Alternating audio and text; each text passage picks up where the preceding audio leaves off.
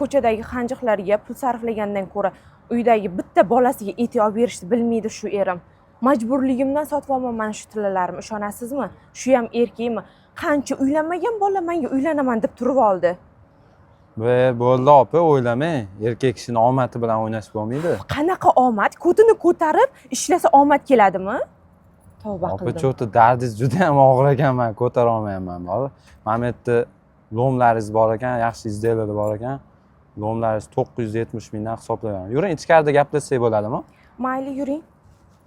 Opa, bularni izdelar sifatida ola olmayman, bular lomga ketadi. Lekin mana bu brasletingiz holatlari zo'r bo'lgani uchun buni izdelar sifatida olib qolaman.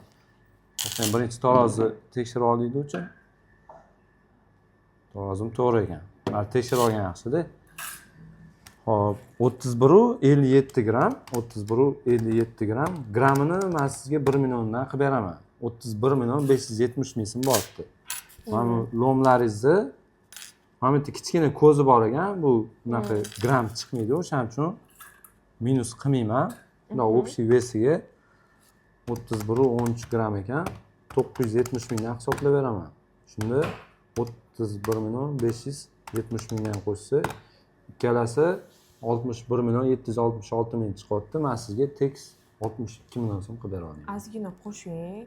Aytdim-ku, bolalarim o'zim boqayotgan, erim ahvoli shu bo'lsa, ozgina qo'shing. Oson emas-da, o'zi bilasiz-ku, oilani boqish. Opa, bularning 585 probada o'zi zo'r narxda, qimmat narxda hisobladim. Bundan yog'iga qo'sha olmayman. O'z sharoitingizni tushungan holda yaxshiroq, qimmatroq qilib hisobladim. Mayli, rahmat tushunganingiz uchun. Beravering. Bo'ldi opa, bo'lmasam hozir men sizga pul beraman. Mana, bu yerda 60 million, yana 2 million beraman. 1, 2, 3, 4. Mana bu 2 million. Rahmat, charchamanglar. Hop, sog' bo'ling.